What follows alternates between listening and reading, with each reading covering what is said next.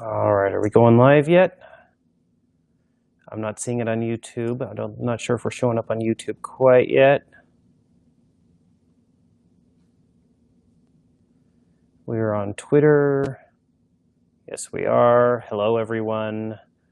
We might have to restart the stream here just to make sure it's getting to YouTube.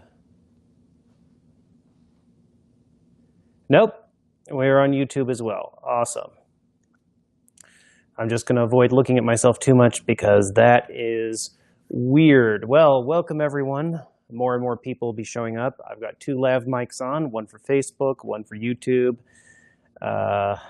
Hello, everyone. White Rabbit, nice to see you on YouTube. Oh, hello from the Czech Republic to Clash Player 081. So everyone knows, I'm going to wait for more people to come in, but I'm going to be answering questions primarily off of YouTube because that's easier for me to handle that while doing all of this. Hey, Marcus, nice to see you from Brazil. Oh, hey, Mark, nice to see you in the comments there as well. Yeah, so we're going to be doing, like I've said, I've been wanting to do more of these live streams. I've actually, I've kind of cheated on you guys, and I've been doing some signing stuff without you around, mainly because I haven't had time to do the live streams and the signings, and the signing stuff has to get done. So what I'm going to be signing today is these are tip-in sheets for the Barnes & Noble Holiday Edition of Eragon. Now, this is something that Barnes & Noble has done this for the past, 3-4 years with me. And every year I sign 3,000, 4,000 of these tip-in sheets, and then they're available on barnesandnoble.com and through the stores during the holiday season. So I'm about halfway through, and I really need to finish these. So I'm going to do a long signing session. One of our cameras is at about 56% on battery. I didn't want to wait any longer for charging. So and that's the Facebook camera. So Facebook folks, if the stream cuts out a little bit soon, that's why. But for everyone else, we've got a full battery, and we're gonna run with this, try to make it work. Hey Sebastian from Chile, nice to see you. So before I get going too much, I wanted to show you these in person. So these are some of the book plates, book plates.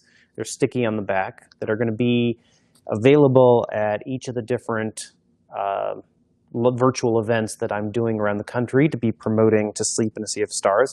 As you can see, each one has a different logo on them. This one in particular is actually the Fractalverse logo. To Sleep in a Sea of Stars is set in the Fractalverse, as I'm sure all of you know.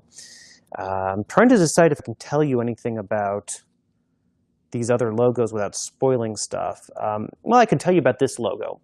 So this logo is actually for the sort of largest human government in my book, and that government is called the League of Allied Worlds. And the reason I called it that is because the acronym is, or initialism of that is, no, I suppose it would be an acronym, is LAW, so the law. Yes, it's a pun. So we have this one. We have this one. I have yet to have a character actually just, say, I am the law, but maybe one of these times. So as you can see, we have a lot of these different bookmarks with a lot of these different logos. There's 10 in total. And these are in the book or in the Fractalverse. So if you want to try to collect all of these, you'll just have to register to each of the 10 events I'll be doing.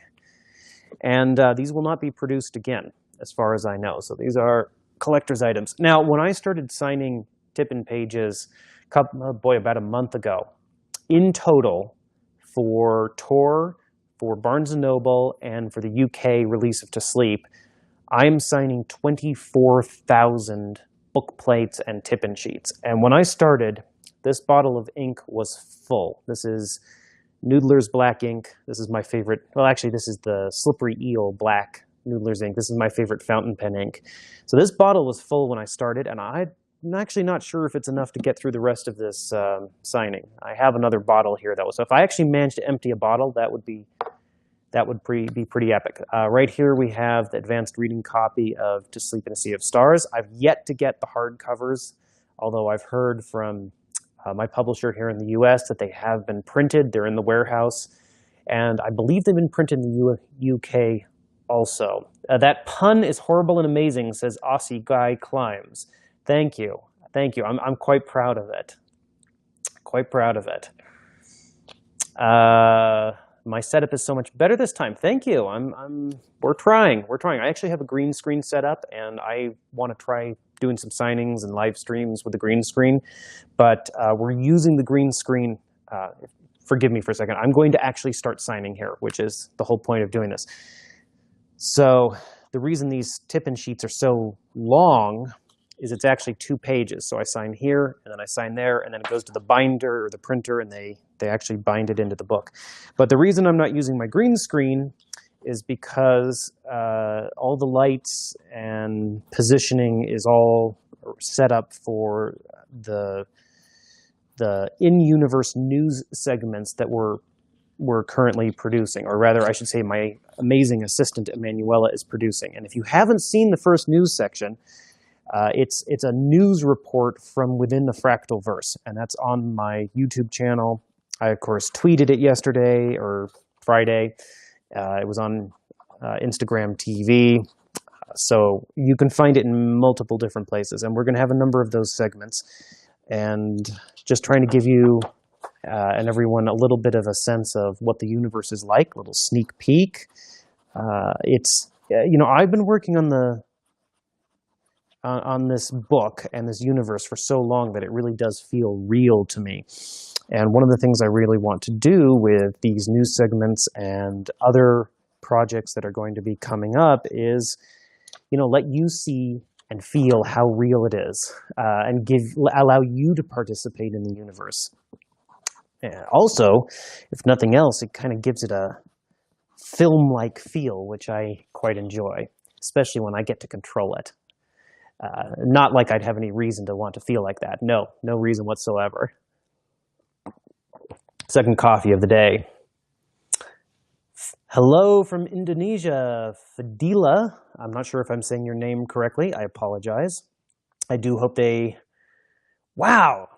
Jesse, hello from Ghana. Wow! You grew up with Eragon. I grew up with Eragon too. Who's in the picture behind me? That is a painting by the artist Donato Giancola, who does a ton of fantasy art. He's done a Game of Thrones fantasy calendar. He's done Lord of the Rings, ton of Lord of the Rings art, and he did a piece of art for me for the 10th anniversary edition of Eragon. And the painting behind me is actually his interpretation of the character of Red Sonja. And I quite like it. I actually would have bought the original painting, but it had already been acquired by the former owners or runners of the Spectrum books and convention. So it is just a print, but it is signed. And I got it framed up. And normally when I'm not sitting facing this direction, I face that direction. And this is my drafting table. So all of the art that I've done for the special editions of the Inheritance Cycle over the years has actually been drawn at this table. And the funny thing is I have a piece of paper that I use to rest my hand on when drawing, because when you're drawing with graphite, with pencil, you don't want to smudge it. And the piece of paper that I use to rest my hand on is a piece of paper I have been using since,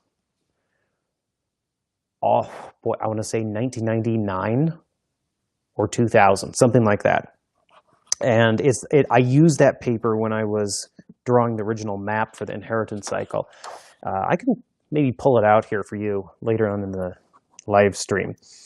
But it even has like the coastline of Leona Lake on the piece of paper, because I was developing the map at that time, and I'd sort of traced a little bit of the lake onto the map. So I've been using it for decades, and it's pretty grimy and it's pretty wrinkled, but I don't know. I like establishing a relationship with my tools. It allows you familiarity, it allows you mastery too. All right, I'm gonna see if I can answer a couple of questions here while I sign. Will I be writing Inheritance 5 next? Not immediately. That is not in the next month or so, but I'm hoping to tackle it before too long. Now that To Sleep is out of my hair, I definitely want to write some more on Alagasia. And The Fork, the Witch, and the Worm just sort of whetted my appetite for that, as I'm sure it did for many of you. I've heard from a lot of readers that, they enjoyed the book, but it was just too darn short. And I actually felt the same way when I reached the end of it. It was like I loved writing it, but it wasn't enough. So the next thing I do in Alagasia will probably be either more cohesive, as in just one story that's the length of Fork, Witch, Worm, or a much bigger work.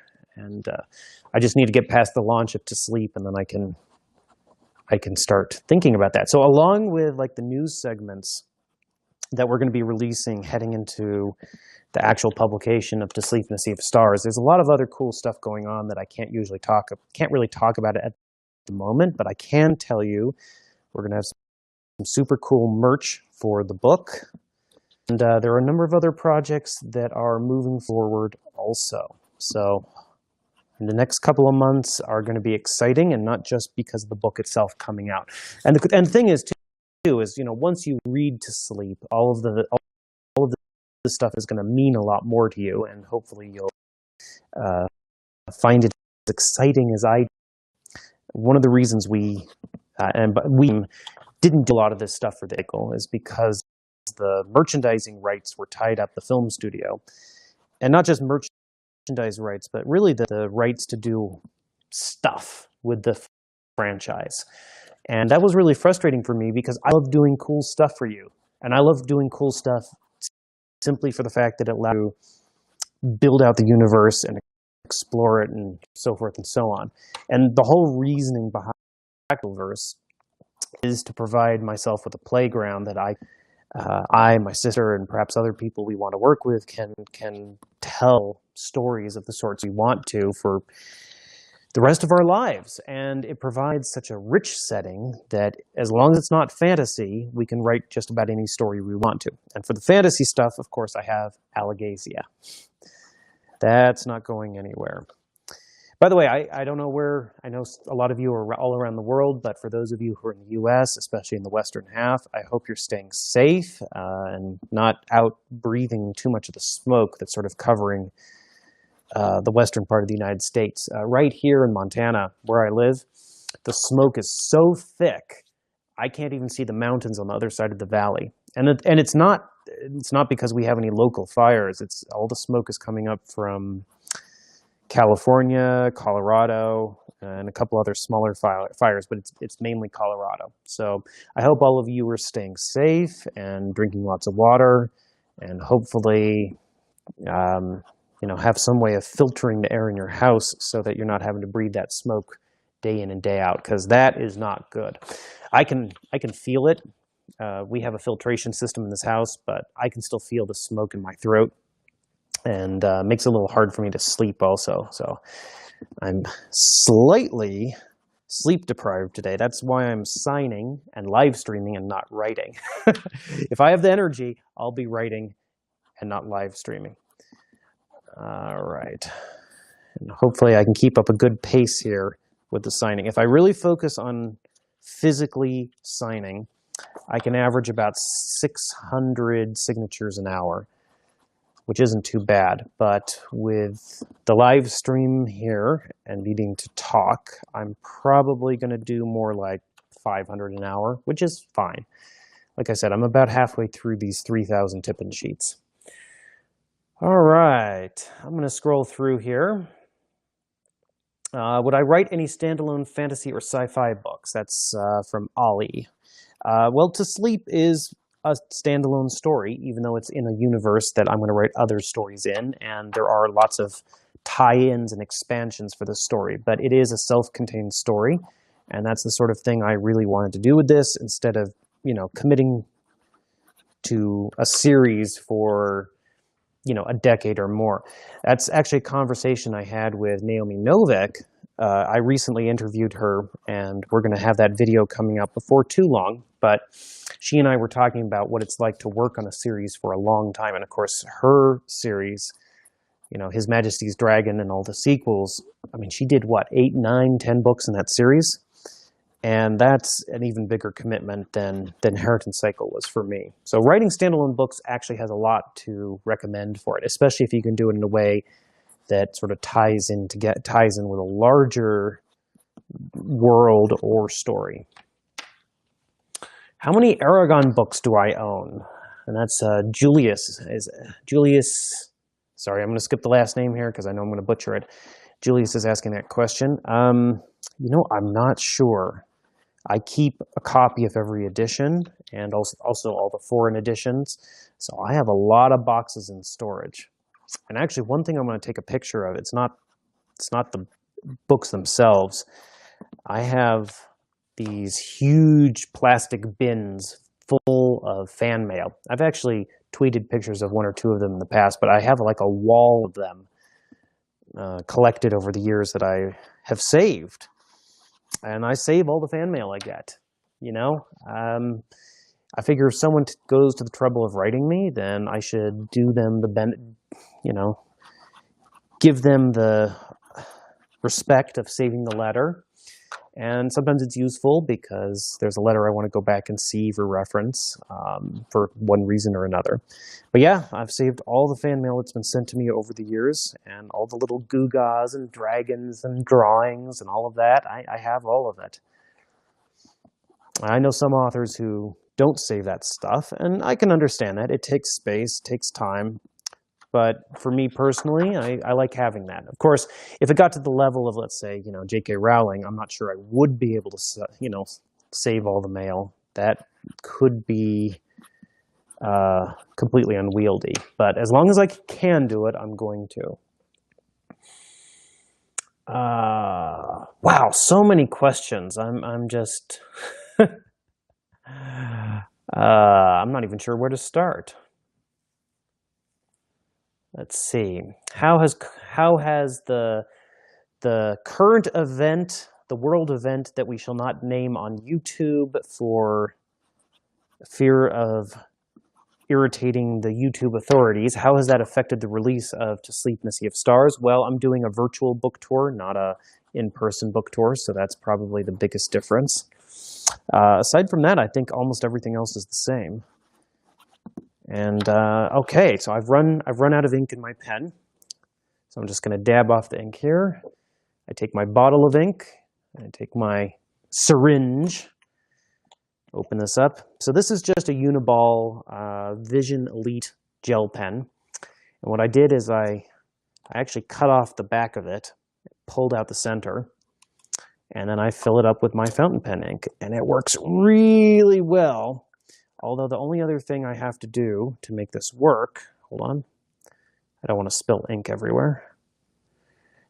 The only other thing you have to do to make this work is actually you have to block off the little holes. There are little holes down here for air to get out, and the ink will leak out of that. So I use a little bit of rubber eraser, kneaded rubber eraser to just plug up those holes, and then it works pretty well. And now I have a full pen again.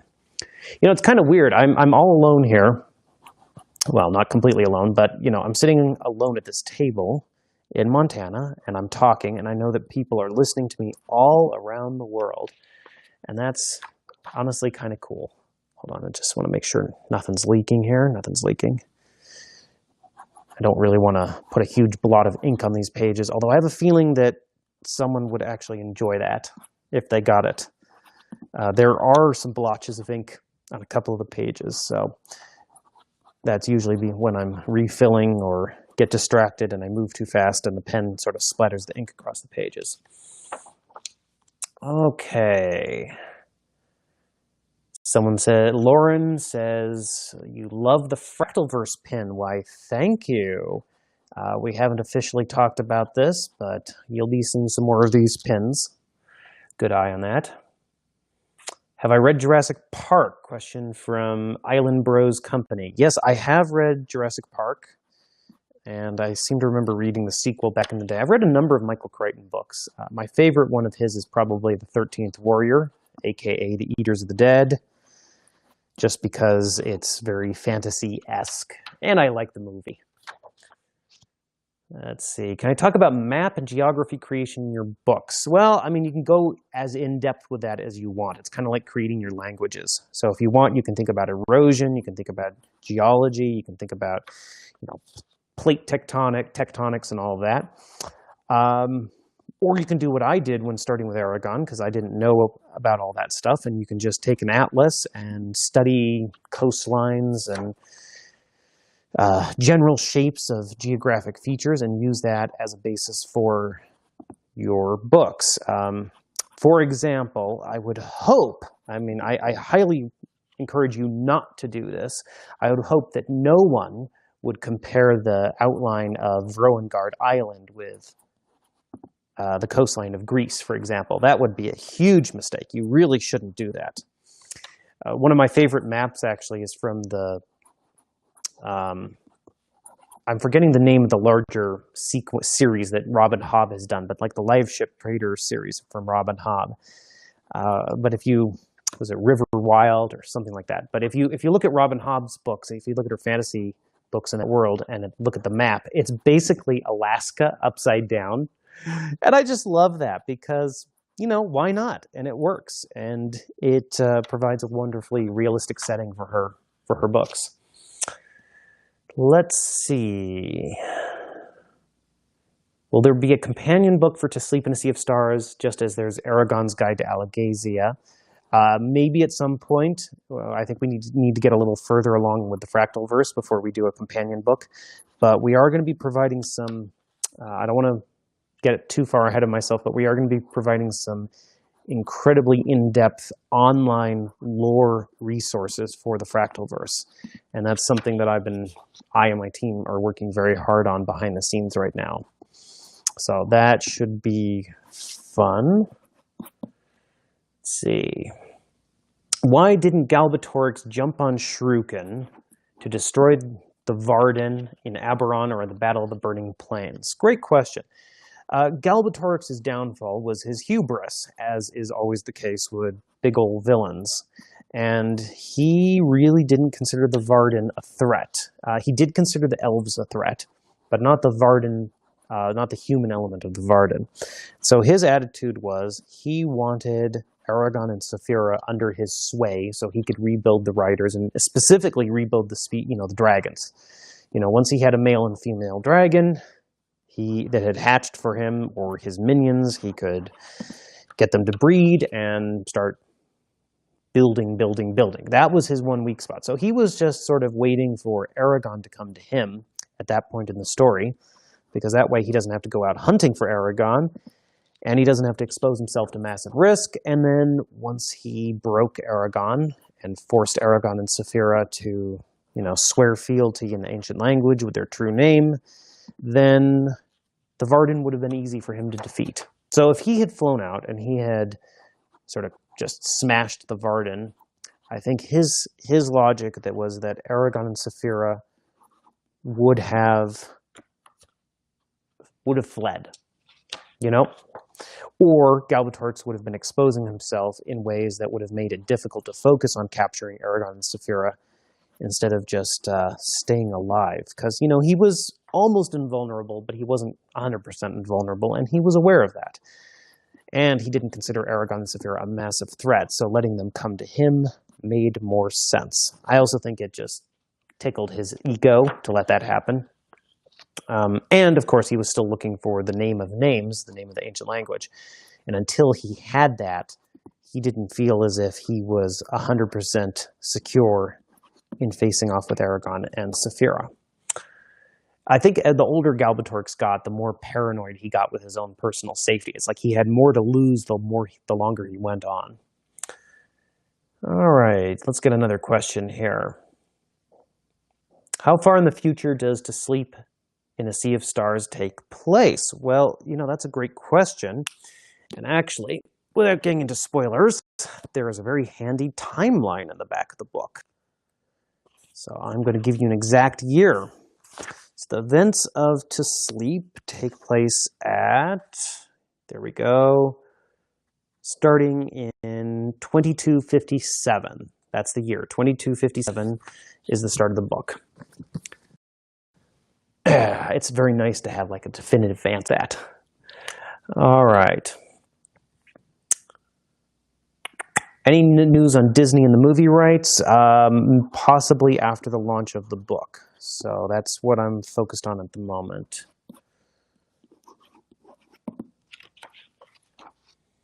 Why didn't Eragon repay Horst for the meat when you played Gedrick with the gold? Actually, I did have Eragon repaying Horst in the first draft of the book. It got cut by my editor for length reasons, and then I reinstated it in future printings because I felt so strongly about that. So Eragon did repay Horst. Can the teleportation spell and inheritance work over light years? Boy, I mean, I suppose theoretically, but the energy costs would be prohibitive. So I doubt that would actually work. Might work over smaller distances, but light years could be pushing it. But if you had enough energy, it'd be possible. So theoretically possible, practically probably impossible, or at least impractical. When will we see Eragon and Arya again? Well, certainly in Book 5, possibly in some other story prior to Book 5, if I do write another story prior to Book 5, just like with The Fork, the Witch, and the Worm. Let's see.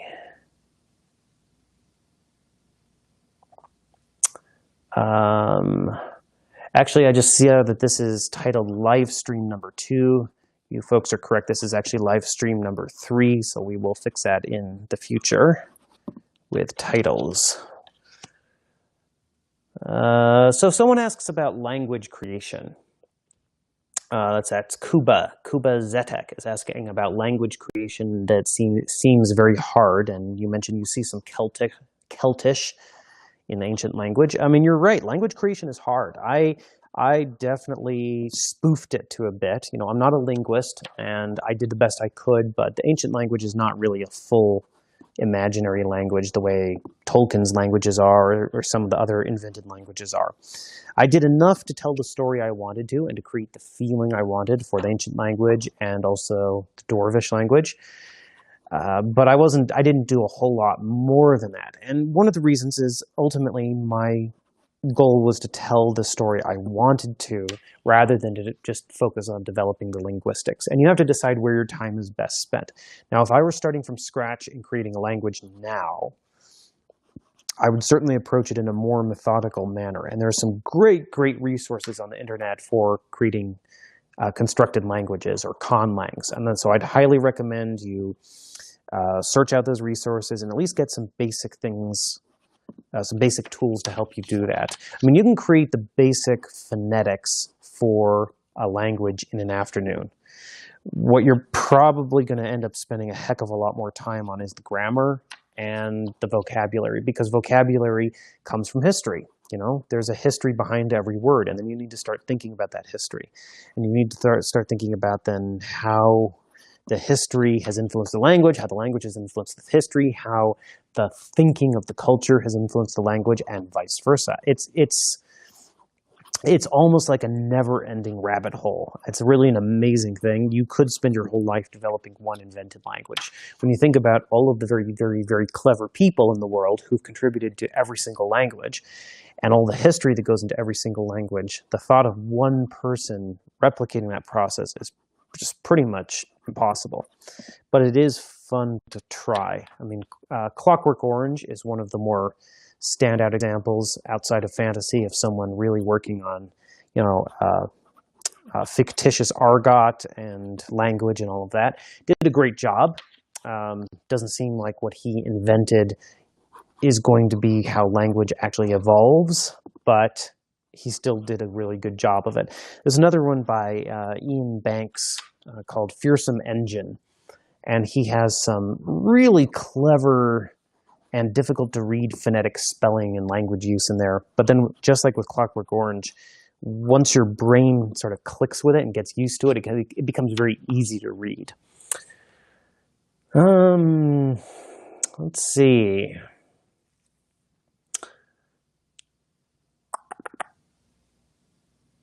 What do I think of the new Batman trailer? Interesting. interesting.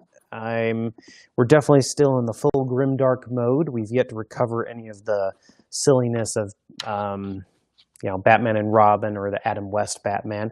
I definitely think that it is getting to a point where both James Bond and Batman might actually do better if they allowed themselves a little bit of lightness again. I kind of missed when James Bond would run around and crack jokes and have fun with his adventures.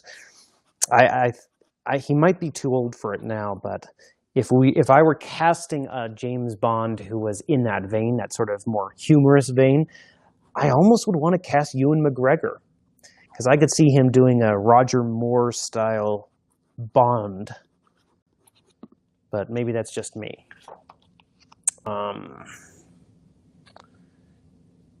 Let's see. Do different countries still exist on Earth and to sleep in a sea of stars? Yes, they do. Will Europe, Rutger is asking, will Europe get a chance to get those bookmarks? Unfortunately, those bookmarks are exclusively for my US events. Sorry about that, but we should have some merch with those logos, which will be available at some point. It's going to be some really cool stuff. Are there any ideas or themes? This is Fadila. I hope I'm saying your name right. Asking, were there any ideas or themes I wanted to use in Eragon but couldn't, and I am now using it into Sleep? Yes, definitely. First of all, Eragon and the sequels are a coming-of-age story. It's a story of adolescence, and that sort of a story ends when adolescence ends. Sorry, I'm forgetting to get my second coffee in me, and I kind of need my second coffee. Coffee. It's actually decaf, but it's still coffee. Coffee light.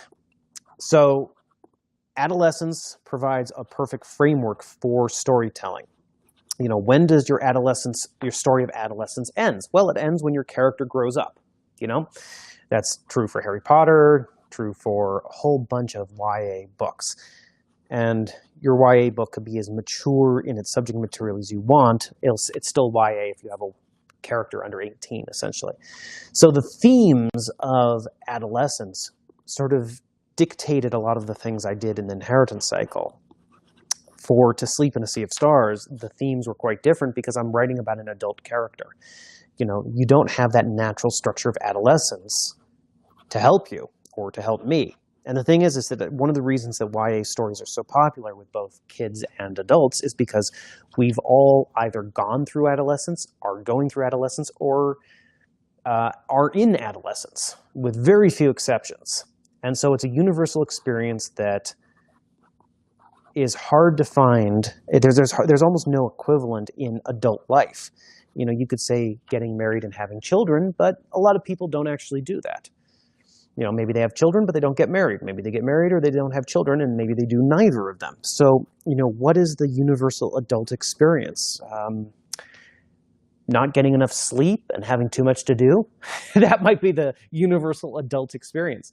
So if you're writing with an adult character, you have to look for something else to provide your theme and structure. And I'd say the themes and structure of To Sleep that I wanted to write about were stuff to do with bodily autonomy, with the relationship of the individual versus the larger society. Do you have an obligation to risk your life to help larger society if larger society doesn't really care about you as an individual? The relationship of humans to technology, especially as technology becomes integrated in our bodies and we become much more cyborg-like. When our iPhones are basically implanted in our head, or our smartphones, what is that going to be like? Will privacy even be a concept? So stuff like that. A lot of different things I wanted to think about. A lot of different stuff I wanted to write about, which wouldn't have fit in a fantasy story, and certainly wouldn't have fit in an adolescence story like the Inheritance cycle. Universal adult experience, taxes, says Jesse. Well, you're not wrong. You're not wrong. Is there coffee in Alagasia? Unfortunately not. There might be something like coffee, but no, there is not actually coffee. Would I rather live in Alagasia or Fractalverse? Maybe Alagasia. Well, no, I take that back because I was going to say because you can use magic to heal health problems in Alagasia, but the same is true in the Fractalverse. You know, medical technology advances as you go forward in time, and some of the things that you can do with magic, you can also do with technology. Ha!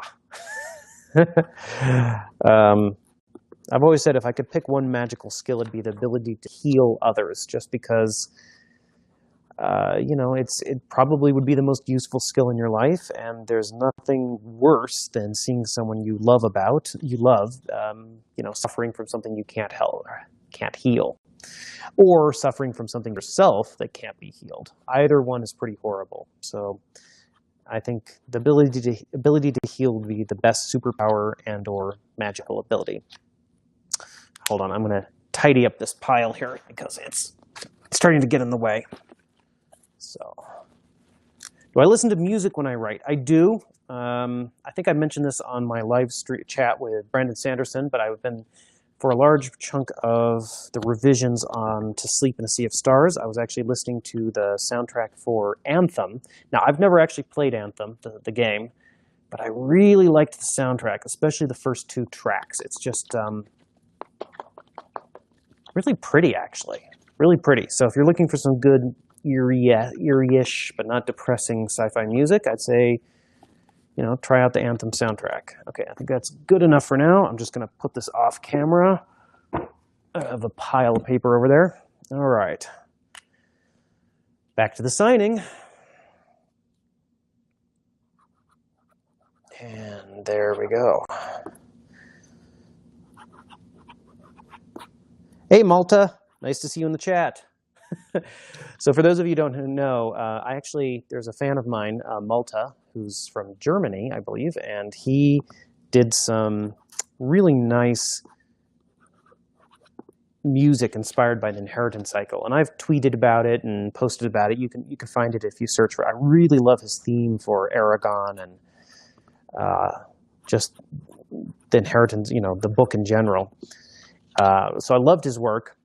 And we worked together. I reached out to him, and we actually worked together, and he came up with a theme for the Fractalverse and for Kira herself and her journey, and that actually went on to the audiobook. So it's at the beginning of the audiobook, and it's at the end of the audiobook. It's the intro and outro music.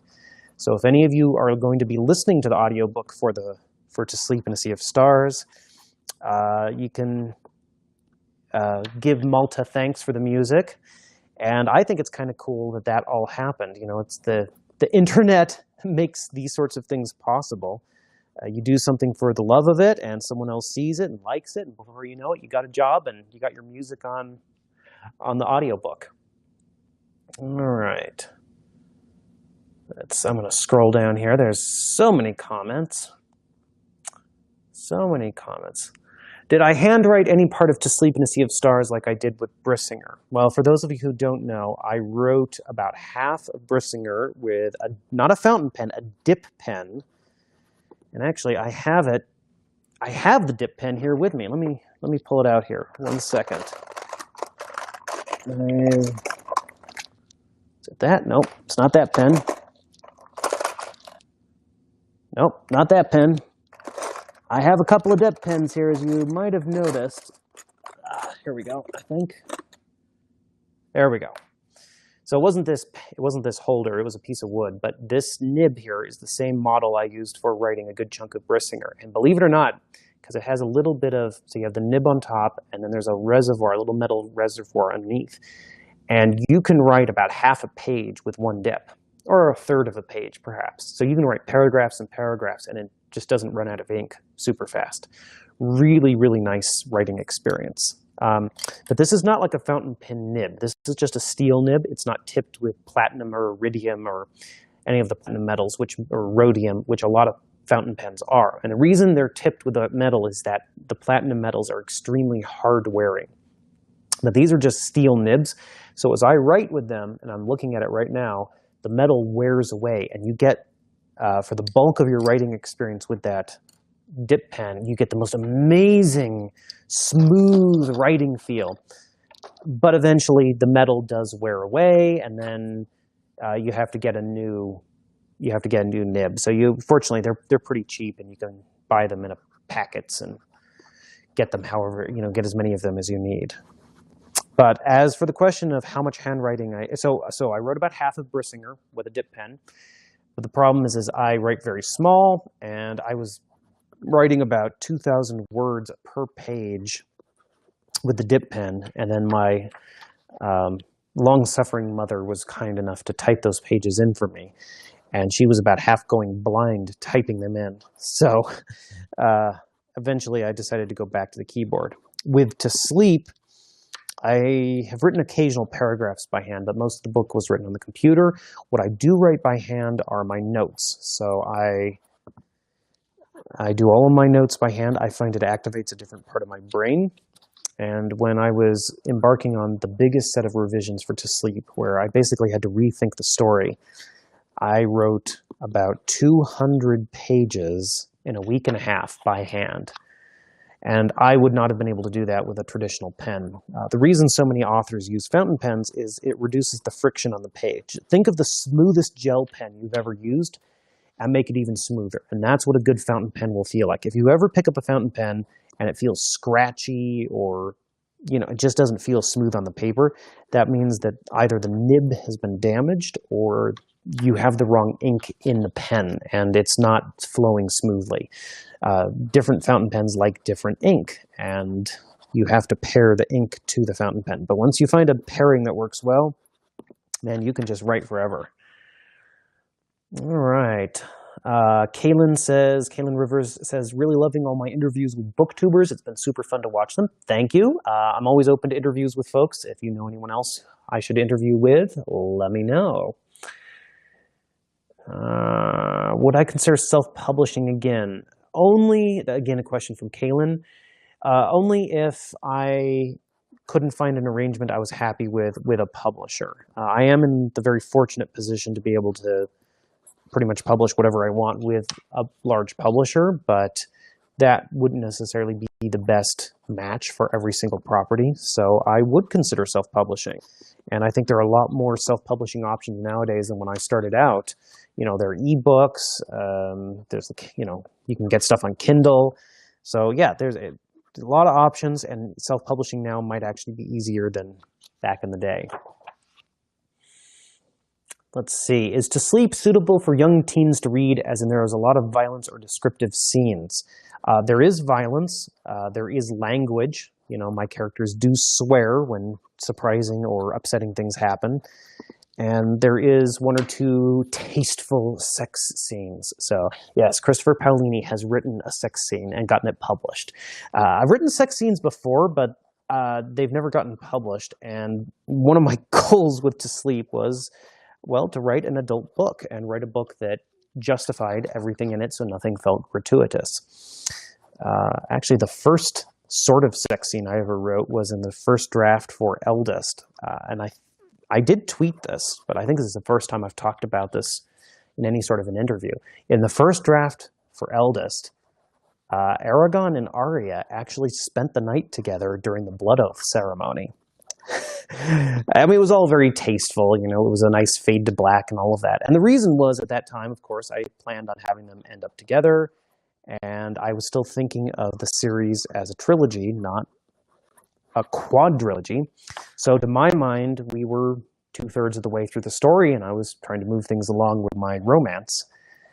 But every one of my early readers unanimously agreed that that just did not work. So everything between Eragon and Arya in Eldest, the chat's blown up with that.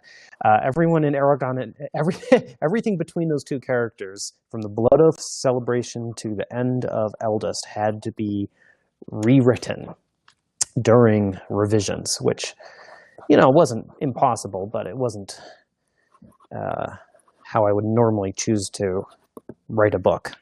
So that was actually my first written sex scene. Didn't get published, though. Let's see.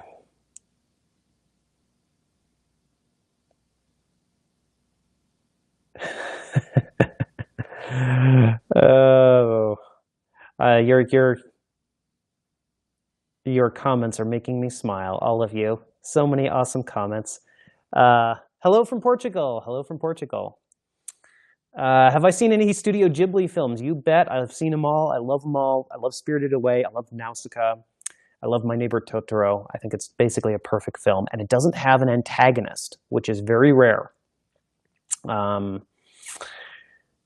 Let's see. What is my favorite and least favorite part of being an author? I think my favorite part is writing stories that people seem to enjoy reading. You know, that's why I write, and getting to hear from people who liked the books and how the books influenced them. My least favorite part would, this is very selfish of me to say this, but it's probably just the consistency that's required in order to write books. You know, having to sit down and plant my butt in that chair every single day and work on the same thing for months and often years on end. That's hard. That takes a lot of persistence. But everything else is a joy and a wonder, and a large part of that is because, you know, readers like you make all of this possible, and you've been so wonderful to interact with over all the years. Yeah, actually, I had a Twitter thread on April Fools, and I tweeted a whole bunch of stuff, including that Eragon Aria bit. And people are still trying to figure out how much of it was true and how much of it wasn't. All right, let's see. Empire of Books says, I finished To Sleep a few days ago. Bravo, sir, bravo. Those last 200 pages blew my mind. Excited for whatever may come next in the Fractalverse. Well, thank you.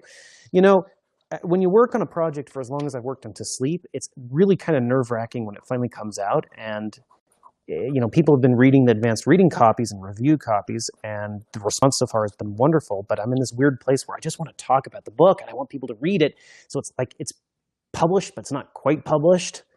It'll be nice when it's fully out, which, again, is coming out on September 15th, for those of you who are interested. I have a feeling if I do enough of these live chats, live streams, I'm going to start recognizing some of the names here. Again, I'm taking questions from YouTube, if any of you are watching on Twitter or Facebook. The Little Mouse That Reads, hello from South Africa. I actually signed some book plates for South Africa, so hopefully you'll get one of those. I will be doing events for Europe, virtual events for Europe, for Germany, and probably Italy and some other countries where the book is being released. I don't have a full list in front of me of all the countries that the book's coming out, but we are tweeting and releasing about each of those as is appropriate. And actually, one thing I want to mention today, so my tour, my virtual tour here in the US, each event I'm going to be talking with a different awesome person at each event. So I'm going to be doing events with Brandon Sanderson, John Scalzi, Ann Leckie, Chuck Wendig, Jennifer Hale, who read the awesome audiobook, James Rollins, Pierce Brown, and Tad Williams, who's going to be with me on launch night. So they are all awesome people, and hopefully you guys are going to enjoy the events also. I know I am. I'm definitely saving up a couple of bad jokes for those different signings and events. Will there be a Swedish translation in the near future for To Sleep? I certainly hope so, Jesper. So the Inheritance Cycle was published in over 50 countries and languages, and we haven't had as many countries and languages pick up To Sleep to start with, but I expect that to change. And the reason is that science fiction is, for whatever reason, is a little less of a sure thing than fantasy is, or at least it has been. So a number of the countries are just holding off a little bit to make sure that the book does well, and then they will jump in. But if you want to see the book translated into your native language, best thing you could do would be to, you know, send an email or tweet or something to the publisher of Eragon in your country and say, hey, when are we getting the latest Paolini? And that will actually help a surprising amount. But we have nothing to complain about. You know, Germany's picked up the book, Italy, Spain, France. I want to say Portugal, but I'm not entirely sure. UK, a whole bunch of other places also. So it does get a lot to keep track of. Whatever Would I ever write a story about young Brahm? Yes, I've often pondered doing that. How many copies of the self-published edition of Eragon were there? I think we did about 10,000 copies of the self-published edition. There aren't that many left because it was paperback and falls apart fairly easily.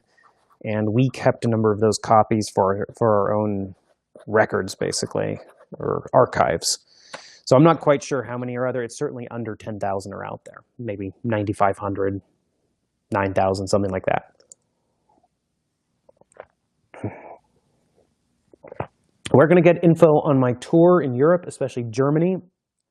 Just keep checking my social media or go to my website, paolini.net, which is where all of my tour info lives permanently. We don't have anything officially scheduled yet. I know when stuff's happening, but it hasn't been announced. But once it is announced, it will be up on my website. So easy to find. Easy to find. And actually, you know, one thing that's kind of fun about the change in circumstances with this virtual touring is if it weren't for the virtual touring, I wouldn't be doing these live streams. I just don't have time when I'm on a physical tour. When I was touring last year for The Fork, the Witch, and the Worm, you know, I was trying to stay up on social media and trying to stay connected with people, but the physical events are so exhausting that I just did not have time to be, you know, doing a bunch of posting to Instagram or putting videos on YouTube or anything else. So this is actually a nice way to balance things. Have I ever read the Otherland series by Tad Williams? Why, yes, I have. One second here, I'm just going to check something. I bought the first book in the Otherland series at a used bookstore, and I bought it because of the cover. You know, they say never judge a book by a cover, but it's a lie. We all judge books by their covers, which is why I push so hard to get good covers for my books. And the cover for Otherland, the original cover, was absolutely stunning. It was a painting by Michael Whalen, and it's this gold city, and the way they did it on the cover with gold foil and this inset image was just stunning. So I bought the book, and I put it on my shelf, and I was too young to read it, and I didn't actually read it for a few years. And then I bought Tad's Memory, Sorrow, and Thorn trilogy. I got the first book in that, The Dragonbone Chair, and so I read that trilogy and enjoyed it. And only then did I read Otherland and thoroughly enjoyed the first book. And, of course, read the rest of the series as a result. So, yes, I have read Otherland, and it is surprisingly forward-thinking, considering when it was written about where technology was going. I mean, when he wrote it, the internet really did not exist. And he, you know, in a lot of ways captured what online communities have become. And I always remember, I'll have to go back and look at them and see if my memory holds up, but in Otherland, I always remember he had these fake news headlines at the start of each chapter. And the news was always like rather odd and bizarre and outlandish. And I always thought that that was a little overdone. And then I look at the headlines these days, and I swear, you know, Tad and William Gibson and especially Philip K. Dick are really the prophets of the future. They captured the sense of weirdness that life has become. If you showed someone back in the 90s half the headlines from the past 6 months or something, they'd say, you know, what happened? Did the world go crazy? And the answer is, well, yes, it kind of did go crazy. But that's okay. That's okay. We'll get through everything. So yeah, have I seen Twin Peaks? I've not, but I've seen a lot of his work, David Lynch's work. Have I read any of Terry Pratchett's works? I have, and I've enjoyed it. And the funny thing is I was at a convention or an event with Terry. With Terry Pratchett. We didn't do anything together, but I knew he was at the event, and I wanted to say hi. I didn't get a chance, and then I went out to dinner with my publicist after all the convention work, and I saw Terry was there at another table at the restaurant. And so I marched over to his table. Now, this would have been, oh man, I'm trying to think when this was. You know, I'm not sure. Stuff gets hazy. I mean, maybe 2007, 2008, I don't know, something like that. Maybe even earlier. So I marched over and I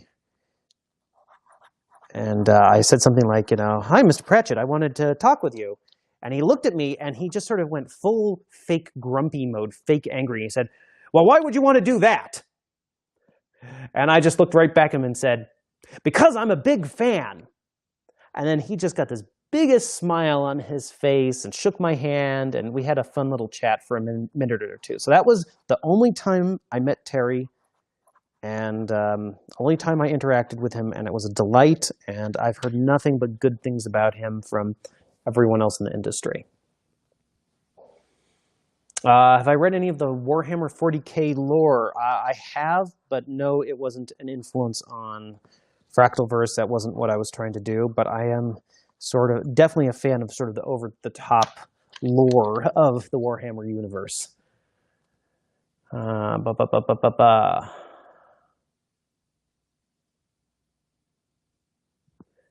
Kelly Palmer, hi Kelly, is asking, would you get neural implants like the ones into sleep if they were possible? If I could be assured that my privacy would be protected, I would definitely get neural implants. Any alternate titles to this book that I can share with you? You know, the funny thing is the book titles are tricky. And what I've found is I either get the title for the book right at the start of the story, and it's really easy, or I struggle with the title through the entire process of writing the manuscript. So I did not have the title for Eragon when I started Eragon. I went through a couple of alternate titles before settling on Eragon after I'd actually written the book. I mean, I couldn't have named it Eragon when I started, because when I started, Eragon himself was named Kevin, as I've discussed previously. The third book, Brissinger, was also a huge challenge because it was an unplanned for book, and I had to figure out that title also. For To Sleep, though, I have always had this title. I always knew that this was what I wanted to call the book. I think I thought up the title within like 5 minutes of deciding that I wanted to write this type of a story. And then it's also a line that appears in a poem/song later in the book.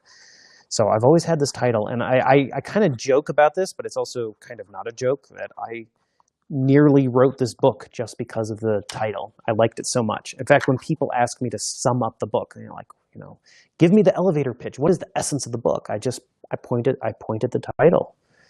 You know, everything in the story kind of is there to support the mood and the feeling of the title.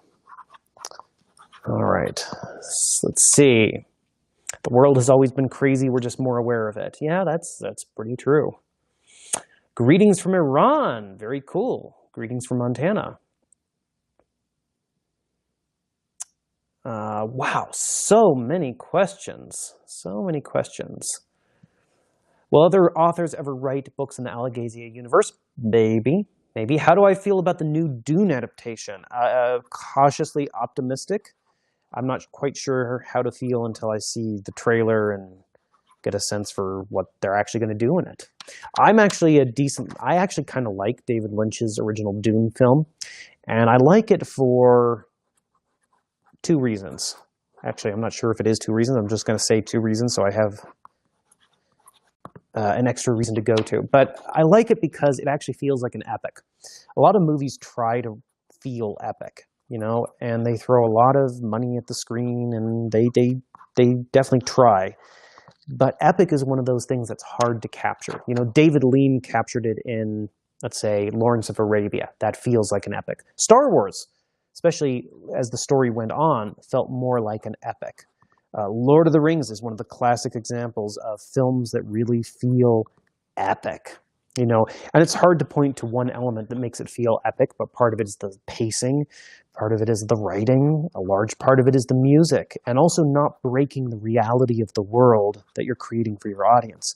So that's what I like about David Lynch's Dune, is it feels epic.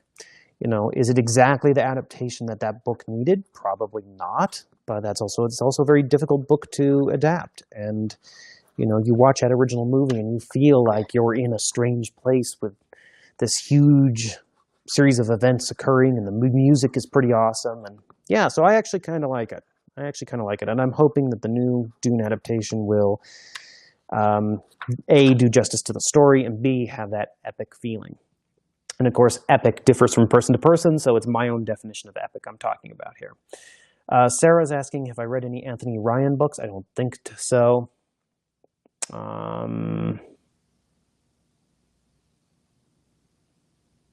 Let's see. So many awesome questions here. I'm just scrolling through. Any alternate titles for, oh no, I already answered that. So I guess I scrolled back a little too far. Yes, the Kuba here is saying, if I remember correctly, the German edition of To Sleep is called Infinitum. Infinitum, I think. It's basically Latin for infinity.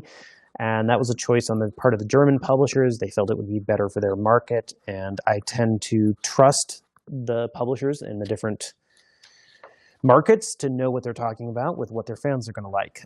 Because something that works in English may not translate well or not super well to another language. I think the French are doing a different title also. But the Germans also did different titles for the Eragon novels. They titled the whole series basically Eragon, and then each different volume had a different subtitle. And that worked for them. And honestly, I could have even done that in the US because, face it, almost no one calls it the Inheritance Cycle. A lot of times it's just, you know, the Eragon books, right? The Eragon series. Yeah, Kevin just doesn't have the same feel.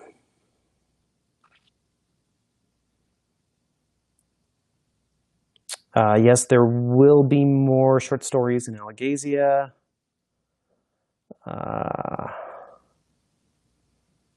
Is it possible for a writer to be bonded to a second dragon? Not without some serious magical intervention. I mean, like, theoretically, you could make it happen, but yeah, you'd really, it shouldn't naturally happen.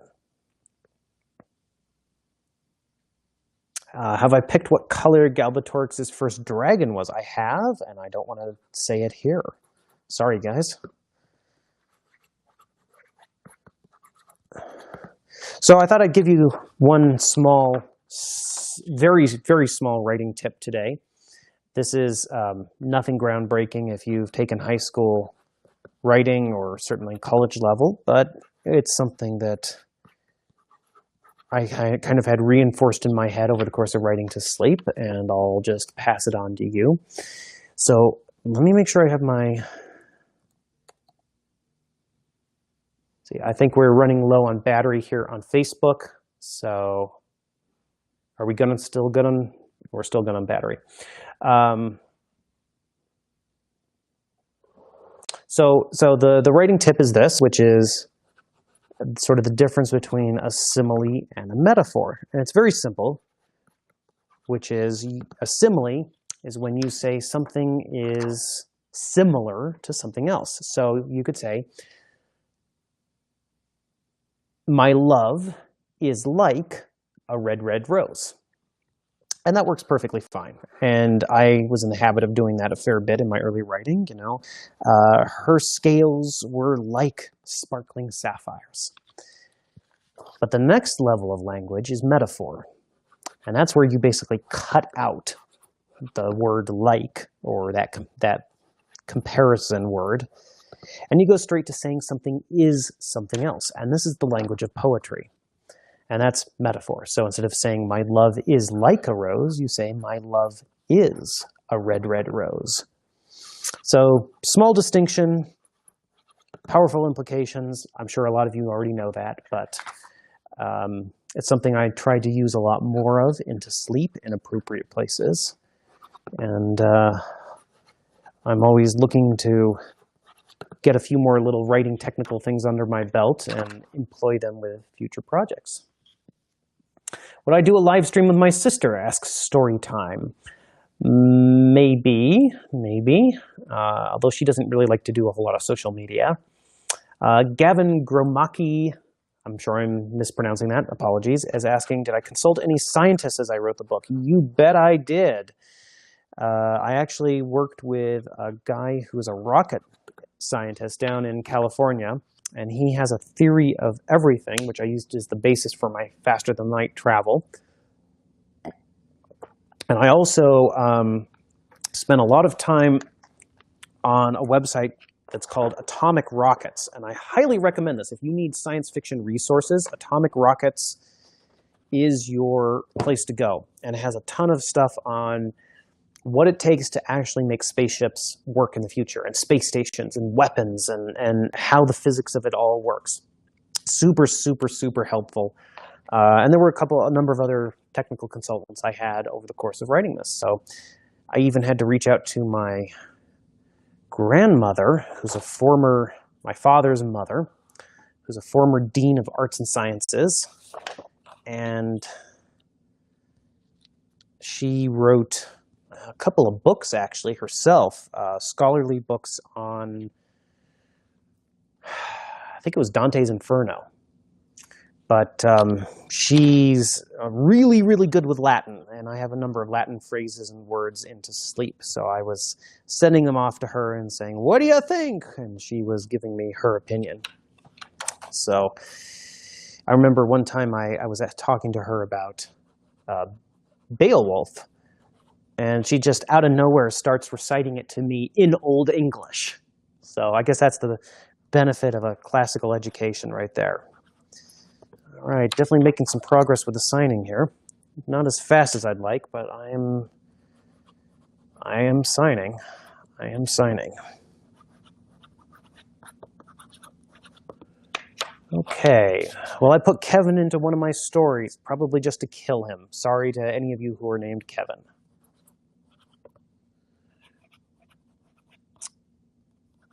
Your love is like a meteorite, says Neutrino.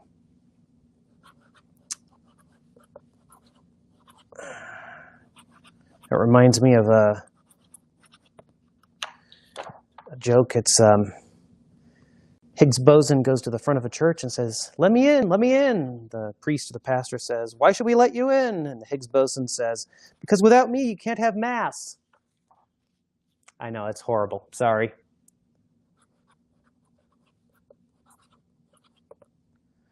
It's like the neutrino that goes into the bar and orders a drink and says to the bartender, "How much for the drink?" And the bartender says, "For you, no charge." All right. Have I read any, Lauren is asking, have I read any William Shakespeare, Milton, or Edith Hamilton? I've read Shakespeare, I've read Milton, I've not read any Edith Hamilton, but the fact that you put her on that list makes me want to read her.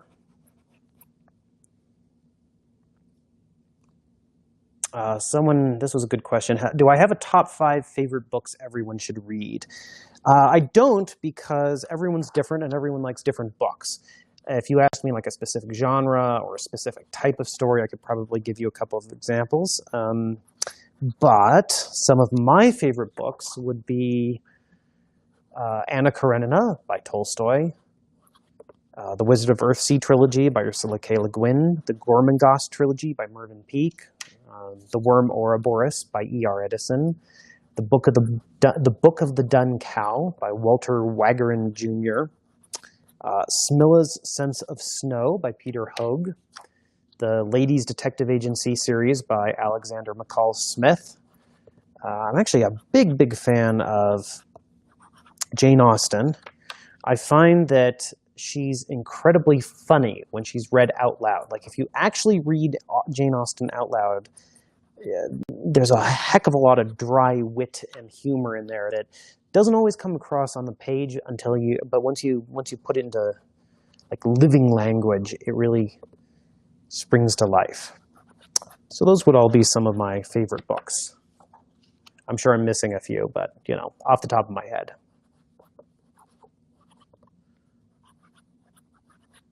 All right. Will I ever tell you about the Gray people who are creators of the ancient language? Yes, you are going to learn more about the Gray people, and I think that's the first time I've ever confirmed that. But yeah, you're going to learn some more.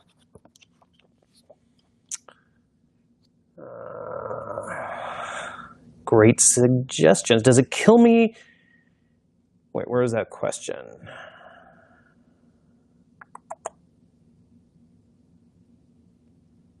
Well, the question was basically, does it sort of hurt me to kill neutron, not neutrino? Yes, thank you. got confused reading the live stream. I knew I was getting that wrong. Does it kill me to kill characters in my stories?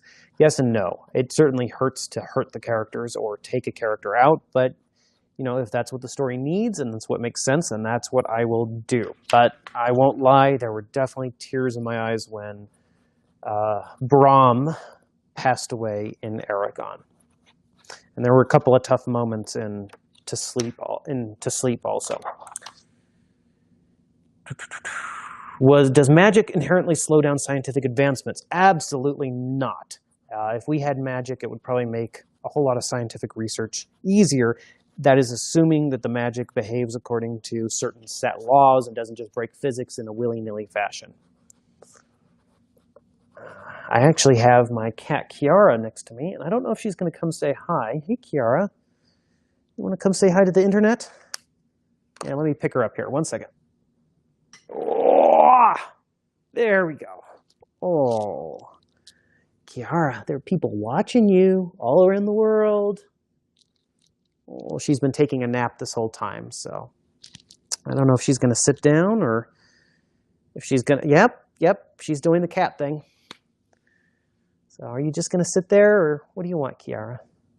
This is the most exciting thing in this live chat, isn't it? There we go. Okay. Oh, she's kind of sleepy, so... And she's going to lick my hand. I actually wrestle with her an awful lot. I'm the only one in my family who'll do that. I have fairly thick skin, and I mean that literally, not metaphorically. I have fairly thick skin on my hands, so I get her on her back, and I wrestle with her, and she chomps her teeth into me, and doesn't do a whole lot to me, but... oh, is that interesting, Kiara? Yeah? Oh, you have to smell the ink? Sorry, folks, for ignoring you, but the cat's more important, as I'm sure you can understand. Now that's coffee. Yeah, you don't like coffee. And there we go. That's the cat. Well, you've been blessed by the appearance of Kiara. She has actually appeared on every single interview and live stream I've done for like last 3 or 4 of them, which is wonderful. Let's see. Have I read The Black Company? I started it. I didn't really get into it. I might try it again. How does blacklight affect my eyes since I see more blue than most people? For those of you who don't know, I'm partially colorblind, and I have trouble with the colors of red and green. I do see them, but I see a lot less of them than most people. So blue seems proportionally a lot brighter, and colors that you would see probably as purple show up to me as the most amazing royal blue. In fact, I've been told that Saphira is actually purple and not blue, but I stand by my statement that she's blue. So as far as black lights, it just shows up as an incredible blue to me.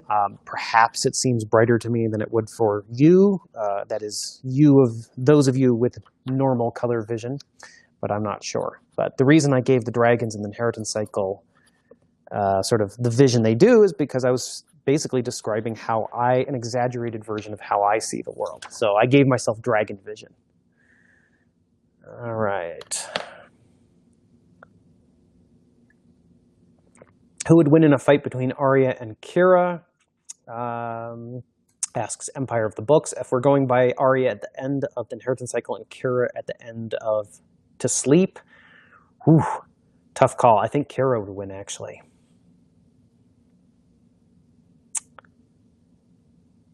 Let's see. When the movie came out, was I interested in its reception? And did I read any reviews, or did I just push it to the darkest depths of your mind and try to forget it? Well, the funny thing is when the movie came out, I was actually traveling and doing events. I went to the premiere, and then I was in New York for the launch of the movie, and I was just so busy, I didn't have time to keep up with the reviews. My one regret with the reviews of the movie was that Roger Ebert did not get to review Eragon because he was on hiatus at the time for cancer treatment, I believe. And he did return to reviewing reviewing movies, but it was like a year later or so, 2 years later.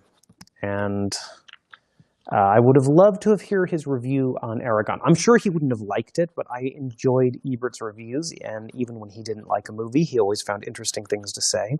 And I was kind of looking forward to hearing his review of Eragon. And of course, you have to keep in mind, I mean, the release of the film doesn't seem that long ago to me, but it was fairly long ago, and it was before most of social media. So there was no Twitter, there was no Instagram. I mean, heck, I think Google was around, but I don't think YouTube was around. It might have been. I'm not even sure if it was. I'd have to double check.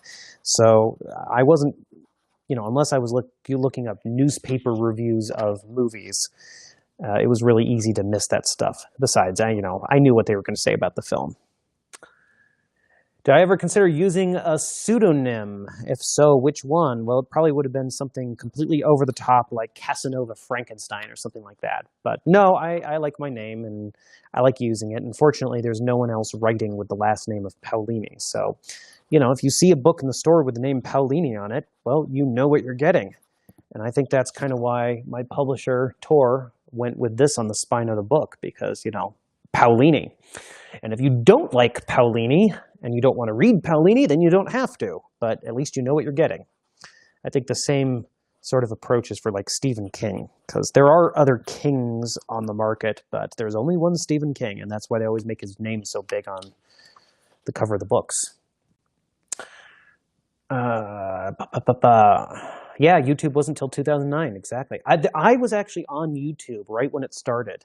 I've actually been on a lot of these social media platforms just lurking. And I remember there was a time where I could basically keep track of all the creators on YouTube. Wait, people are saying YouTube was 2005. Yeah, 2005, not 2009. That makes more sense. But I remember there were all these early personalities on YouTube, and I could basically keep track of a good chunk of them. But then the growth was exponential, of course. And now, it's crazy to me. I'll come across creators on YouTube who have millions of followers and have been incredibly popular. And it's like, I've never heard of them before. And they're popping up all the time. So YouTube is pretty crazy. It really is the television of the modern era. What I really love about YouTube is that I can learn so much about basically anything I want. I need to know how to fix something, build something, make something. There's usually a tutorial on it. And actually, that's something I want to do some more of here on YouTube, is some shorter videos talking about specific stuff I've learned about writing. And hopefully that'll be useful for you guys. Actually, we've been joking about, I should do like a series of writing videos and call them crispy writing tips. Yeah. No, too punny. Oh, well, it's a thought. Crispy writing tips. We'll see. Maybe I'll do it. But one of the things I want to do is like a longer form video to really talk about things you can do as a teen writer to, get published, to tackle this professionally, how to get published as a teen writer. There's no guarantees, of course. Just because you put the work in doesn't mean it'll happen. But there are some things you can do that will certainly help you get closer to your goal. And if I can help anyone with some of my experience, I'd love to share that. Have I read Farnham's Freehold by Heinlein? Asks Eddie Castro. I have. Long time ago. Long time ago. Let's see. Will I ever disclose, Stevie's asking, will I ever disclose what price Eragon had to pay the Manoa tree? Yes, you'll certainly learn that in book 5. It's a major plot point, actually. Well, semi-major. Someone says, let's see, Neutrino said, I built a shed in a chicken coop with guidance from YouTube. All right, you go. Was to sleep harder or easier to write compared with the inheritance cycle? Great question.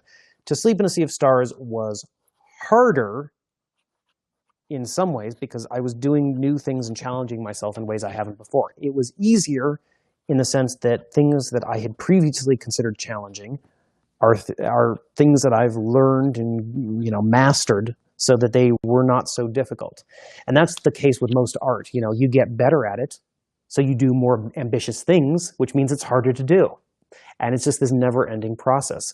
I remember reading a quote from, it was a Japanese artist, I think, like a pen and ink, brush and ink artist. And this was, I mean, this art, I forget when he lived, but it wasn't the modern era. It might have been 1700s, 1600s earlier. But he lived to a very old age, I mean, 80s or 90s. And I remember there was a quote from him, something about how he felt like he had just barely begun to master his craft. And he really wished he had another 20 or 30 years to fully express that mastery. You know, and I can understand that. I am learning so much about writing, even to this day. And I can see that process continuing into the future. And I can imagine being 60, 70, 80 and feeling like, you know, I finally understand this to the level I want, but I'm not going to have the time to write something like the inheritance cycle when I'm 80. So, and I think people also underestimate the amount of energy it takes to do this stuff. I mean, you know, like just even signing these pages, it's hard. It's hard. I mean, signing 24,000 pages is not easy. And I have a lot of sympathy for, you know, like George R. R. Martin and other authors who are in that sort of a position with the amount of stuff they have to deal with and the demands on your time and energy. When you reach a certain level in publishing, there's always something to do, and carving out writing time becomes time management, basically becomes your most important skill, not your writing skills. So balancing all of that is important. And that's why I'm really find Brandon Sanderson so impressive, because he's found that balance. He's been able to produce consistently, manage his publicity, and of course interact with his fans. Oh, by the way, something I wanted to mention, I'm sure most of you already know this, but for those of you who may not, there is actually an Eragon subreddit on Reddit, and it is a really fun place full of art and memes and stories, and I do pop in on occasion and say hi. So if you are looking for an Eragon community, that would be a good place to start. And I think it's actually sort of becoming more of a Paolini community than just an Eragon community now that To Sleep is coming out. So we'll see what the mods have to say about that as time goes on. But yeah, if you're looking for some cool inheritance-related content, it would be reddit.com/r/Eragon. And I actually am an honorary mod there, and I was very pleased because they let me choose my own flair for my name to go with my name there. So I am Christopher Paolini, and my flair says Namer of Names. All right.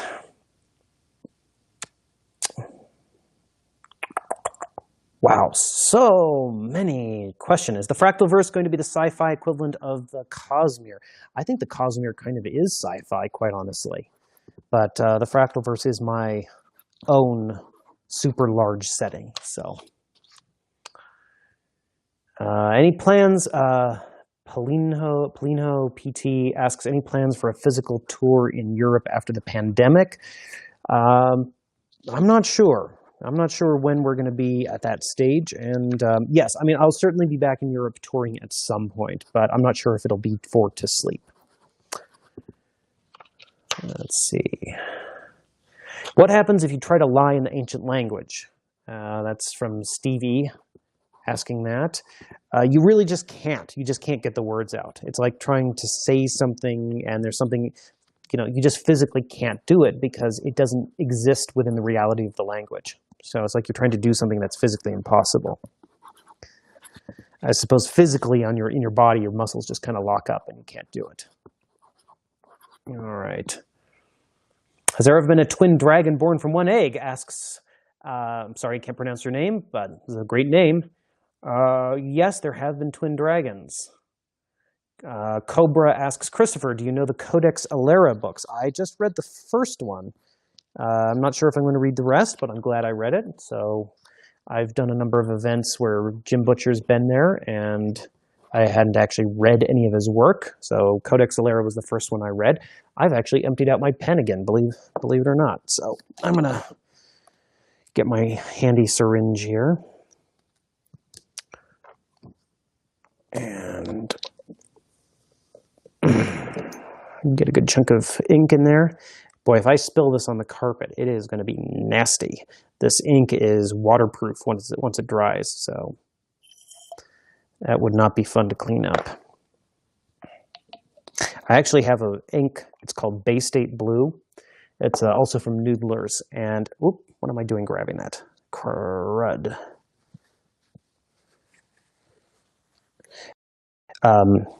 It's a Bay State from Noodlers, a Bay State Blue, and I have never seen a blue like this anywhere else before. It is essentially fluorescent blue. It is insane, but the problem is it sort of tends to clog up fountain pens, and it's so blue it's distracting to write with. And if you get even a few drops of it in your sink, like you're trying to clean out your pen or wash your hands, it stains your sink to the point where sometimes bleach can't get it out. Like you have to take steel wool to get the stain out. It's the most, it's the most intense ink I've ever worked with. But I only write with black ink because I find colored ink distracting, and I want to focus on the words and the process, not the physical ink on the page. But I know plenty of authors who feel differently, and they use different colored inks, and that works really, really well for them. Let's see. All right, someone's been trying to get a question answered for 10 minutes.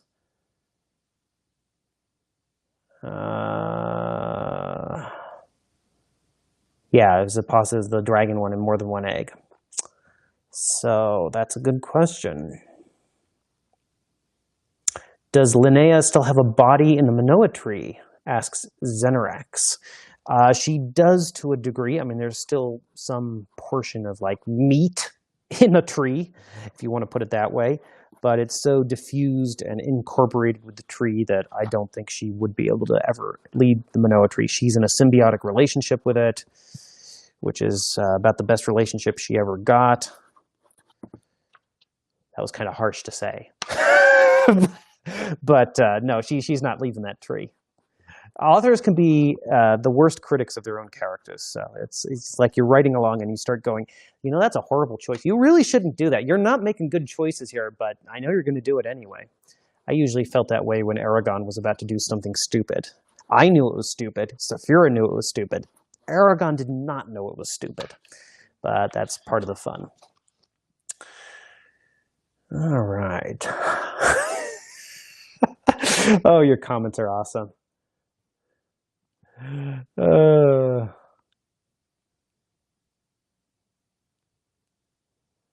Have I ever read the Expanse novels? No, I mean, I've actually met the authors at Comic-Con, but I haven't read the Expanse novels. I have them on my iPad to read sometime. I've seen a couple of the episodes of the first season of the Expanse, and I'm certainly interested in it, but I haven't read it. And the funny thing is that I believe that the writers of the Expanse, I don't know if it was just the television writers or also the book authors, but at least one set of the authors I know were referring to that website I mentioned earlier, Atomic Rockets, as a source for a lot of the information on realistic physics that they used in the Expanse. And the writers of the Mass Effect series also use that website. So it's influenced me, it's influenced Mass Effect, it's influenced the Expanse. I know it's influenced a number of other authors. So again, if you're writing science sci-fi or you want to get a handle on that sort of technology, great website. Have I read The King of Elfland's Daughter? Asks Mariana. I have read The King of Elfland's Daughter. It's one of the foundational early fantasies by Lord Dunsany, or Dunsany, depending on how you want to say that. Really beautifully written, not in a modern style, but it feels like a dream, which is one of the reasons I like it. So yeah, Lord Dunsany he was incredibly prolific, and he's definitely, if you want to educate yourself in like the foundation of fantasy, where it comes from, and you're not, and I don't just mean Tolkien, but you know, who inspired Tolkien and were some of his contemporaries, and where did we get modern fantasy from, then Lord Dunsany is definitely a good one to read. Are there going to be inheritance spoilers here? Inheritance cycle spoilers? Oh yes, we've been spoiling lots of things. Lots of things. You should assume that these live streams are full of spoilers. I'm going to try to avoid spoiling anything to sleep, but aside from that, we do have lots and lots of spoilers here. I have to say, I'm getting a little sick of my signature. I'm not sick of the fact that I get to sign for all this stuff, but I nearly simplified my signature for this book and just went with Paolini and dropped out the stylized Christopher part of my signature, which would certainly make this easier. But I also want people who get a signature from me to actually feel like I put a little bit of effort into it. Otherwise, what's the point, right? All right. I have read his Dark Materials, Gregor, and I really enjoyed them. I've not read his latest books, the Book of Dust and his new sequel series. I've not had the time, but I'm looking forward to it. Philip Pullman and I have actually done a number of interviews over the years because we share editors in the UK, and we're both published by Knopf Random House in the US. And Philip is a really smart, soft-spoken, awesome guy. So I'm a big admirer of his work, and I'm looking forward to reading his new books. Will we ever see an Arya POV story? Yeah, I'd love to try that. I just need to make sure that I have a story that, is worth telling with her. And it's easier to write stories about characters who need or want or lack something versus an elf queen who sort of has everything she wants. She certainly has difficulties, but, physically and in terms of power, she basically has everything. So I would need to find or think of a situation that was sufficiently challenging and that I found sufficiently interesting. And then more importantly, I'd have to make sure that I could nail down her voice in a way that, people would feel did her justice, because everyone has a sense of who she is as a character. Oh, someone's thanking me for personalizing a book and sending it to UK. I'm glad I could do that. Do I think the Inheritance cycle would be better as movies or a TV series? It could work as both. I do think Eragon feels like a film to me. But, the problem with a television series is it changes the pacing of a story. It's broken up into these smaller chunks, and you do lose that larger sweep. So if you could find a way to keep that, I'd be happy to do a TV show. I think almost of the Battlestar Galactica miniseries, which did have that large epic sweep. So there might be a way to do it. Robo-dragons, yay or nay, says Jacob. Robo-dragons are a big yes. Big, big, big yes. Someone else here, what horrible disasters were part of early light-speed travel? Well, there are a number of possible disasters in my universe with the way my technology works. You can end up with your ship overheating in faster than light, and everyone inside cooks like a steak on a grill, or the sort of the distortion of space-time that allows the FTL can fail, and that can cause problems as well. Or you can just end up misnavigating and ending up in some place that you didn't intend to end up, and then you get incredibly lost. And that can be a problem also. Or you're not lost, you're just off track and you don't have the supplies to get home. Kaylin, thanks for watching the stream. Have a good day. Has anyone come close to guessing the Manoa tree price? Yeah, a couple of people have gotten close. No one's actually gotten it specifically, though, which is interesting.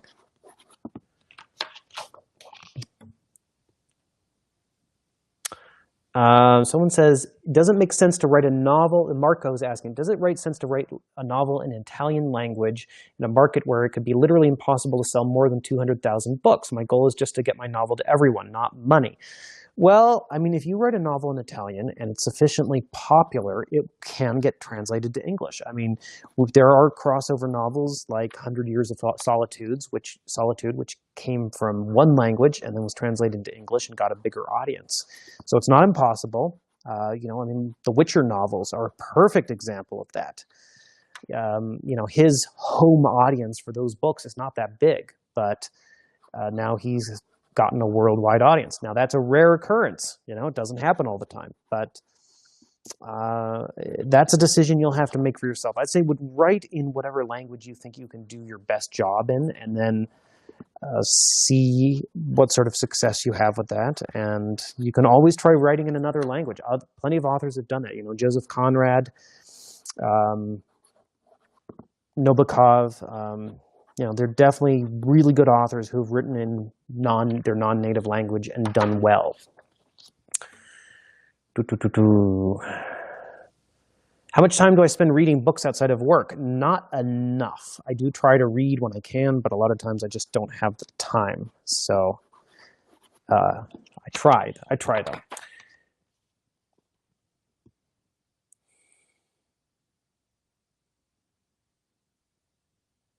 See, have I read or watched The Magician's Show? I've not. But I'll tell you a funny thing is the author of that series, Lev Grossman, before he got published, he was a reporter for Time magazine.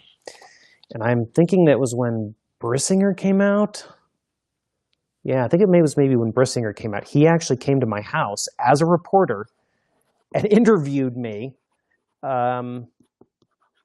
This might have also been for Inheritance. It was Inheritance or Brissinger. But he interviewed me at my house. And then I saw Lev, it was a couple years later, at Comic-Con when he was then a published author himself. And now, of course, he has his television show, which is really cool. So it's a surprisingly small world in the publishing world. I've not watched Hamilton. That's been on the list.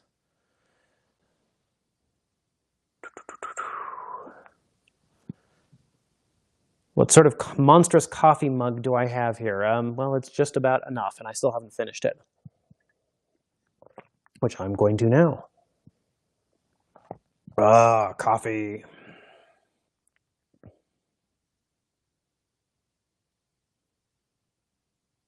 Marco, yes, we will be saving the live streams.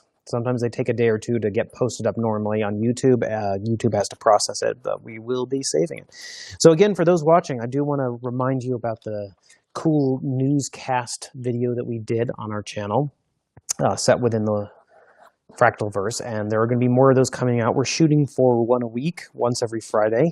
Whether or not we can pull that off is going to depend on scheduling and everything else, but that's what we're shooting for. You know, I'm trying to think about some other stuff that we're working on that I can tell you about. I think we need to be a little further along for some of that than we are now. Once I get the hardcover editions of To Sleep in a Sea of Stars, I'll do a big unboxing video for that.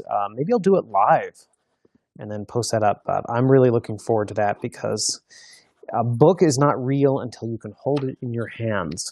And actually, I know that the audiobook for To Sleep has actually gone live on NetGalley, which is where the early readers get their electronic copies of the book. So people are already listening to the audiobook and have been saying good things about it, which is really nice for me to hear, because I'm not going to sit down and listen to the whole book through, you know, again. But I've heard excerpts by Jennifer Hale of her performance and been incredibly impressed with it. So it's nice to know that readers or listeners are enjoying the whole audiobook. All right. You're correct, Tinker Love. It is 3 p.m. for me.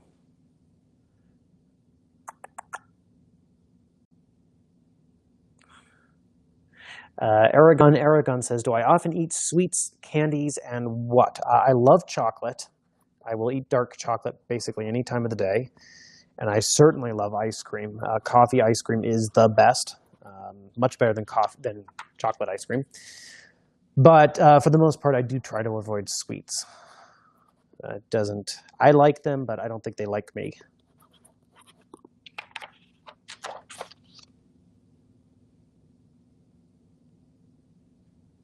Someone's asking how to get signed copies. Well, if you go to my website, there is a link. There's a post there on pre-ordering.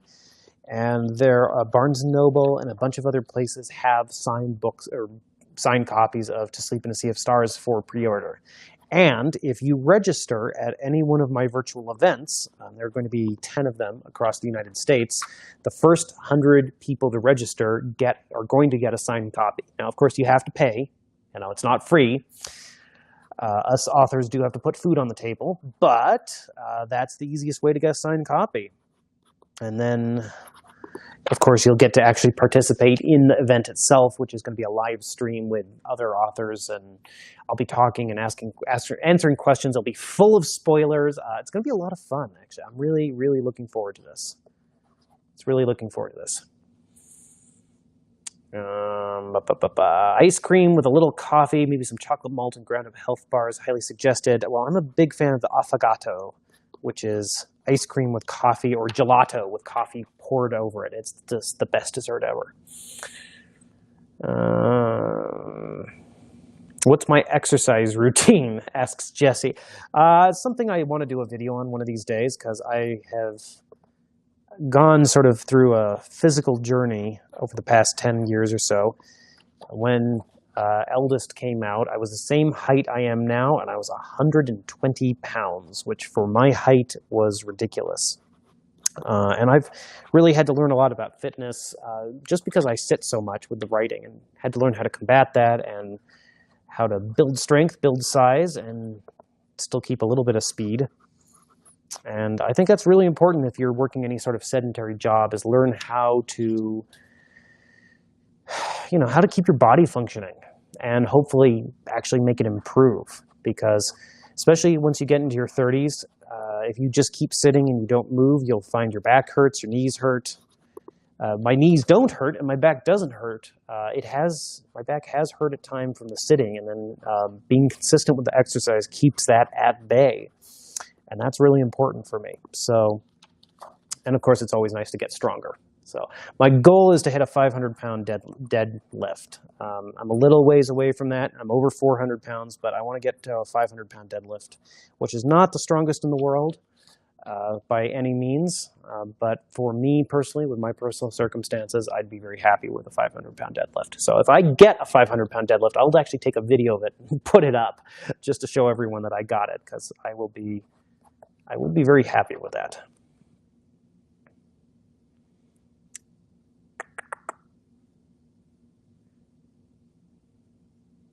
All right, lots of questions here. I think I'm actually going to wrap things up here, folks. I do have more to sign, but my throat's starting to give out a little bit from all the talking. I'm had an absolutely wonderful time chatting with you and spending time with you, of course. And I do look forward to doing this in the future. This is my last batch of signing. This is probably my last live stream for signing. So I'm not sure what I'm going to do in the future for signings, for live streams. So if any of you have any ideas of things you'd like me to do on live streams, stuff you'd find interesting, chats we could have, that would be fun. So yeah, thank you for participating. I hope I at least answered a few of your questions, and oh, so there's still more questions I want to answer, but I hope we can do this again before too long. And then in addition to all of this, I'll be doing a ton of interviews and live streams when the book is released, that is to sleep. And you'll be seeing probably more of me than you want, but I do enjoy this. So again, thank you. I hope all of you have a great day. Go forth, be awesome, and we'll do this again soon.